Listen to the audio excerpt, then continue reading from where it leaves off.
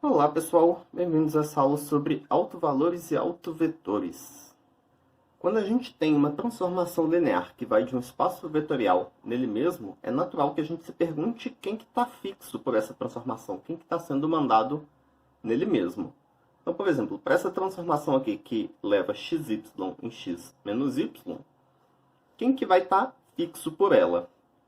Então não é difícil ver que para a primeira entrada aqui ser igual à primeira aqui, e para a segunda aqui ser igual aqui. Bom, a primeira pode ser qualquer valor e a segunda só vai poder ser o zero. Então, os vetores que estão fixos por essa transformação são os vetores da forma alfa e zero, onde alfa é qualquer número real. Mas a gente pode se perguntar também quais que são as direções que estão fixas por essa transformação. E nesse caso aqui, por exemplo, embora o vetor 0, 1, ele não esteja sendo mandado nele mesmo, né? Ele é mandado no 0, menos 1. Esse cara aqui é um múltiplo do 0, 1. Certo? Então, isso aqui é menos 1 vezes o vetor que a gente tinha originalmente. Então, embora essa transformação não mantenha fixo o vetor 0, 1, ela está mantendo fixa a direção dele. Certo? Ela manda esse vetor num cara que tem a mesma direção. Isso, então, traz a gente para essa definição aqui. Se a gente tem uma transformação linear que vai de um espaço vetorial nele mesmo, e aí se existirem um vetor não nulo e um número, tal que quando a gente aplica a transformação nesse vetor, dá esse número vezes o vetor, então a gente diz que esse número é um autovalor para a transformação linear, e esse vetor ele é um autovetor da transformação linear que está associado ao autovalor lambda. Ou seja, quando a transformação manda um vetor num vetor que tem a mesma direção, né? Então num múltiplo dele, a gente diz que esse vetor ele é um autovetor da transformação linear, e esse número aqui, né, que a gente está multiplicando o vetor quando aplica a transformação, ele vai ser um autovalor para essa transformação linear. E aí, se a gente retorna para aquela transformação que a gente tinha, né, de R2 em R2, que manda xy em x menos y, então eu vou listar aqui alguns exemplos de autovalores e autovetores para essa transformação. Então, por exemplo, a gente tem que o vetor 3, 0, ele é um autovetor, e ele está associado ao autovalor 1. Né? Por que isso? Porque quando a gente aplica a transformação no 3, 0, a gente vai obter uma vez o vetor 3, 0. E um outro autovetor vai ser, por exemplo, 0, menos 5. Esse daqui também é autovetor de t, só que ele vai estar associado a um autovalor diferente. Ele vai estar associado ao autovalor menos 1. Certo? Porque quando a gente faz t de 0 menos 5, isso daqui vai dar menos uma vez 0 menos 5. Né? Vai dar 0,5, que é menos 1 vezes 0 menos 5. E um cara que não é autovetor dessa transformação é, por exemplo, o vetor 2, 3. Então, 2, 3 não é autovetor dessa transformação t, porque quando a gente aplica t no vetor 2, 3, a gente vai obter 2 menos 3. E 2 menos 3, a gente não consegue escrever na forma um número vezes o vetor 2, 3. Né? Para a primeira entrada aqui dá igual, o alfa teria que ser 1, mas para a segunda entrada dá igual, o alfa teria que ser menos 1. Então a gente não consegue escrever t de 2, 3 como um múltiplo de 2, 3. Por isso que ele não é autovetor. E que agora a gente tem esse teorema que diz o seguinte: dada uma transformação t, que vai de um espaço vetorial nele mesmo, e um autovalor para essa transformação, o conjunto de todos os autovetores que estão associados a esse mesmo autovalor vai ser um subespaço. E eu vou demonstrar isso. Para demonstrar esse teorema, a gente vai precisar mostrar duas coisas, né? Então, para mostrar que é um subespaço, a gente tem que mostrar que o conjunto dos autovetores associados ao alto valor lambda é fechado para a soma e que esse conjunto ele é também fechado para o produto por escalar. Então, a gente vai começar a demonstração aqui, supondo que a gente tem vetores V e W, que são autovetores associados a lambda, ou seja, são vetores que quando a gente aplica a t neles, a gente obtém um múltiplo aqui, né? Então, a gente tem que tv é lambda v e tw é lambda w. Então, se a gente tem esses dois autovetores associados ao alto valor lambda, a gente vai querer mostrar, então, que quando a gente soma esses vetores, isso também vai ser um autovetor. E quando a gente fizer o produto por escalar, isso também vai ser um autovetor, certo? Então, a gente tem que mostrar que isso daqui vai dar lambda vezes v mais w, e isso daqui vai dar lambda vezes alfa v. E aí, o que eu vou fazer, então, é usar as propriedades de transformação linear. Então, t de v mais w, como é uma transformação linear, isso é t de v mais t de w. E, como a gente já sabe os resultados aqui, isso é lambda v mais lambda w. E aí eu posso colocar, então, como é um número multiplicando o v mais o mesmo número multiplicando o w, eu posso colocar esse número em evidência. E a gente obtém, então, que t de v mais w é lambda vezes v mais w. E aqui, de forma análoga, então, usando propriedade de transformação linear, esse alfa a gente consegue jogar para fora, então esse é alfa t de v. E t de v a gente já sabe que é lambda v. E só para deixar bem organizado aqui, eu vou trocar a ordem aqui dos escalares, né, que a gente pode fazer porque são escalares vezes um vetor. Então, isso é lambda vezes alfa v. E, portanto, a transformação linear mandou alfa v em lambda vezes alfa v. Então, esse cara aqui, de fato, é um autovetor associado ao alto valor lambda. Isso, então, termina essa demonstração. A gente viu, então, o que são autovalores e autovetores para uma transformação linear. E a gente pode definir também o conceito de autovalores e autovetores de uma matriz. Então, dada uma matriz A quadrada, os autovalores e autovetores dessa matriz, eles vão ser os autovalores e autovetores da transformação linear de Rn para Rn associada a essa matriz em relação à base canônica.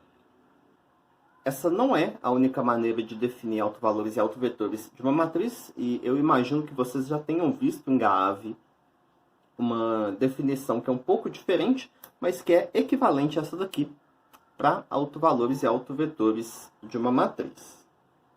Então aqui, por exemplo, a gente tem que essa matriz vai ter como autovetor associado ao autovalor 3 o vetor 0, 1. Por quê? Porque quando a gente faz essa matriz A vezes o vetor 0, 1, o que a gente vai obter aqui vai ser 0 mais 0, que é 0, e aqui 0 mais 3, a gente obtém o vetor 0, 3, que é 3 vezes o vetor que a gente tinha originalmente. Então, o 0, 1, ele é um autovetor associado ao autovalor 3. E aí, como é que a gente faz para encontrar os autovalores e autovetores de uma matriz dada? Então, se a gente tem uma matriz A e quer determinar autovalores e autovetores, a gente quer encontrar os vetores e os números, tais que AV é igual a lambda V. E a gente pode reparar que essas igualdades aqui, elas são todas equivalentes. Então, AV é igual a lambda V, se somente se AV é igual a lambda identidade V. Certo? Então, quando a gente multiplica a identidade aqui por V, dá o próprio vetor V. E isso vai acontecer se somente se Bom, então aqui eu vou subtrair dos dois lados lambda identidade V, né? A gente vai obter então que AV menos lambda identidade V tem que dar o vetor nulo. E aqui a gente tem A vezes V, e aqui a gente tem lambda identidade vezes V.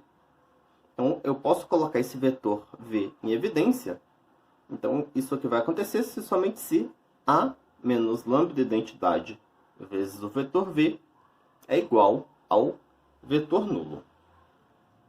E essa última igualdade aqui, a gente pode reparar que se a gente fixar um valor para lambda, então isso daqui vai ser a matriz A menos um número que está fixo vezes a identidade, isso aqui vai dar uma matriz, e a gente tem uma matriz vezes um vetor que a gente quer determinar, igual ao vetor nulo. Isso daqui, então, vai ser um sistema homogêneo. E o que acontece, então, com esse sistema homogêneo? Bom, o sistema homogêneo ele sempre tem como solução o vetor nulo. E, de fato, se a gente fizer uma matriz vezes o vetor nulo, né, vai dar o vetor nulo. E isso sempre vai funcionar justamente porque o vetor nulo ele sempre satisfaz essa igualdade aqui para qualquer número. Então, A vezes o vetor nulo vai dar qualquer número vezes o vetor nulo. Então, o vetor nulo é a solução aqui que a gente não está preocupado. A gente quer saber quando que isso daqui vai ter soluções onde o vetor V vai ser diferente do vetor nulo. Então, para quais números lambda que esse sistema aqui vai ter solução além da trivial. E aí vocês podem puxar lá da memória de Gaave que quando a gente tem um sistema homogêneo e essa matriz aqui é uma matriz quadrada, esse sistema homogêneo ele tem solução não trivial se somente se o determinante dessa matriz for igual a zero. Então aqui, para que exista solução, certo? Para que exista um vetor de forma que essa matriz vezes esse vetor é igual ao vetor nulo, a gente vai precisar que o determinante dessa matriz aqui seja igual a zero.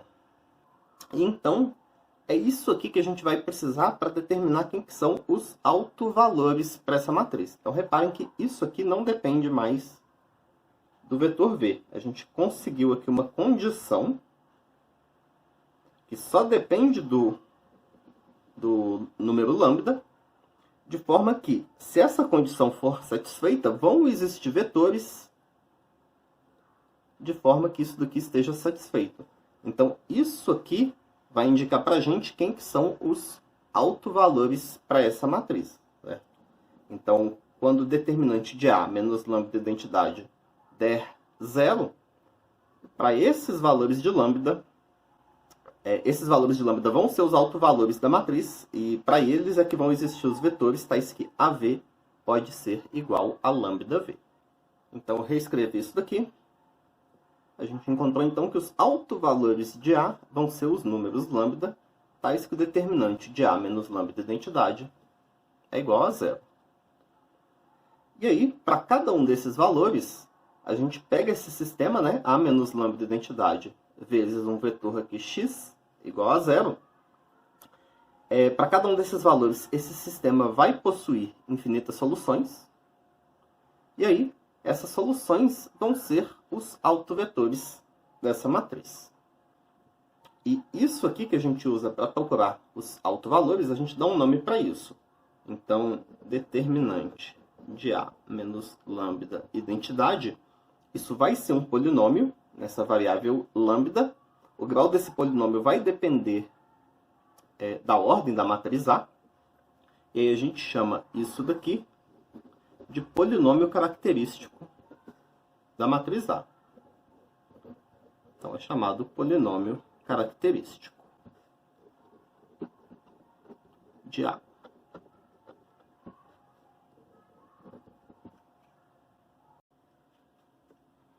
E como exemplo, a gente vai calcular os autovalores e autovetores para essa matriz 3x3 aqui. Então, o primeiro passo para a gente determinar os autovalores é calcular quem que é A menos lambda vezes a identidade. E, bom, lambda vezes a identidade é a matriz que tem lambda na diagonal principal e 0 nas outras entradas. Então, A menos lambda vezes a identidade 3 por 3 vai ser 3 menos lambda. 0 e menos 4 continuam aqui, né? Aqui na segunda linha vai ficar 0. 3 menos lambda e 5.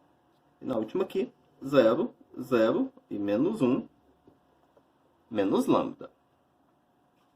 E aí, calculando agora o determinante dessa matriz, né? Então, determinante de A menos lambda identidade. Então, aqui no caso dessa matriz, vai ser fácil calcular o determinante porque ela é triangular superior. Então, o determinante, nesse caso aqui, vai ser o produto dos elementos da diagonal principal. Então, o determinante vai ser 3 menos lambda ao quadrado vezes menos 1 menos lambda. E a gente até pode multiplicar esses fatores para encontrar o polinômio característico dessa matriz, mas eu não vou fazer isso porque, como a gente está preocupado em encontrar as raízes desse polinômio, né, os valores de lambda para os quais isso aqui vai dar 0, essa forma aqui vai ser a mais simples de se trabalhar. Então, daqui a gente consegue ver que isso aqui vai dar 0 quando o lambda for igual a 3. E isso aqui, para dar 0, o lambda tem que ser igual a menos 1. Né? E como a gente está multiplicando essas duas coisas, o resultado que vai dar 0 quando uma dessas duas coisas for 0. Então, a gente tem aqui que lambda 1 igual a 3 vai ser raiz dupla. E lambda 2 igual a menos 1 vai ser raiz simples. E o que eu quero dizer com raiz dupla ou raiz simples? Uma raiz ela é raiz dupla de um polinômio quando a gente expressa esse polinômio como um produto aqui de monômios. Esse número aparece aqui, aparece lambda menos esse número ou esse número menos lambda duas vezes. Se aparecesse 3, seria raiz tripla e assim por diante. E uma raiz é raiz simples quando esse termo só aparece aqui uma vez. O nosso próximo passo, então, vai ser encontrar os autovetores. E para isso a gente tem que resolver os sistemas A menos 3 vezes a identidade x é igual a 0. E o sistema A menos 1, então, mais 1 vezes a identidade x é igual a 0. Passando aqui para outra folha, eu copiei a matriz A aqui no cantinho. E a gente quer resolver o sistema A menos 3 vezes a identidade x é igual a 0. Então, esse sistema, né, A menos 3 vezes a identidade, vai ser a matriz 0, 0, menos 4, 0, 0, 5, 0, 0 e menos 4. E a matriz aumentada para esse sistema aqui, como é um sistema homogêneo, né, como aqui a gente tem o vetor nulo aqui, é só colocar 0, 0, 0. Então a gente tem que pegar essa matriz, escalonar ela, e bom, escalonando ela,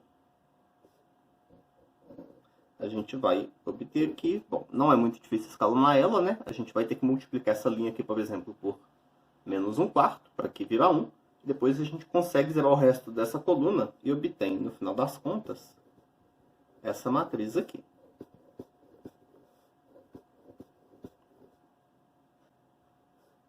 Então, isso é o que a gente obtém após escalonar essa matriz. E qual que é, então, a solução aqui para o nosso sistema? A gente tem aqui duas colunas sem pivô, que vão dar para a gente duas variáveis livres, né? Então, a gente vai ter que x é alfa, y é beta, e essa primeira equação aqui dá para a gente que z é igual a 0. E, portanto, o conjunto das soluções para esse sistema vão ser os vetores da forma alfa, beta e zero, onde alfa e beta são quaisquer números reais. Então, esses que vão ser os autovetores associados ao alto valor 3. Em particular, a gente pode pegar essa matriz aqui e multiplicar por qualquer vetor dessa forma e reparar que vai dar, de fato, 3 vezes esse vetor. Então, A vezes o vetor 5, 7, 0, por exemplo, vai dar 15, 21 e 0. E uma coisa que eu vou chamar a atenção é que aqui a gente obteve um subespaço de dimensão 2, né? A gente precisou de duas variáveis livres aqui para expressar esse subespaço e ele vai ter dimensão 2. E isso tem a ver com o fato de que lambda igual a 3 era uma raiz dupla do nosso polinômio característico. O que vai acontecer no caso geral é que a dimensão do subespaço aqui, associado ao alto valor, ele vai ser um número que está entre 1 e a multiplicidade da raiz. Certo? Então, se a gente encontrou uma raiz dupla, o espaço, se a gente encontrou o alto valor como uma raiz dupla, o alto espaço associado, certo? Esse subespaço dos autovetores associados a ele vai ter que ter dimensão 1 ou 2. Se fosse uma raiz tripla, poderia ter dimensão 1, 2 ou 3. E assim por diante. E aqui agora a gente vai fazer a mesma coisa para o outro alto valor. E como ele é um alto valor de multiplicidade 1, né, a gente encontrou ele como raiz simples do polinômio característico, a dimensão do espaço vetorial que a gente vai encontrar associado a ele vai obrigatoriamente ser 1. Então a gente já sabe isso antes de calcular quem que ele vai ser. Bom, para determinar ele, a gente tem que pegar essa matriz aqui, somar com a identidade e resolver esse sistema. Então, a matriz aumentada desse sistema, a gente vai colocar aqui do lado esquerdo isso mais a identidade, né? Então vai ficar 4, 0, menos 4, 0, 4 e 5. E aqui 0, 0 e 0. Então, vai ter essa matriz aumentada aqui. A gente pode escalonar isso. E, de novo, eu não vou colocar aqui todos os passos, mas para escalonar isso, a gente divide aqui em cima por 4. A gente não tem nada aqui para zerar na coluna dele. Depois a gente passa para essa segunda linha. A gente divide isso por 4. E aí a gente vai ter terminado. Então, o resultado final vai ser 1, 0, 1 aqui em cima. Aqui 0, 1, 5 quartos. E na última linha a gente não tem que fazer nada, né? Ela já é uma linha nula. E a gente obtém essa matriz aqui. Essa matriz só tem uma coluna sem pivô, que é a terceira aqui nesse caso, né? Então, o z vai ser para a gente uma variável livre. E das outras equações aqui, a gente obtém que y mais 5 quartos de z igual a 0. Então, y vai ser menos 5 quartos de alfa. E x menos alfa é igual a 0. X tem que ser igual a alfa. Então, o conjunto dos autovetores associados ao menos 1 vai ser o conjunto dos vetores da forma alfa menos 5 quartos de alfa e alfa, onde alfa é qualquer número real. E como eu discuti ali no início, a gente de fato encontrou um subespaço de dimensão 1. Nessa aula, então, a gente definiu autovalores e autovetores para transformações lineares. A gente viu que a gente pode usar essa definição para fazer uma definição também de autovalores e autovetores para matrizes. E a gente viu como é que a gente pode calcular autovalores e autovetores para matrizes. Essa aula fica por aqui. Até a próxima, pessoal!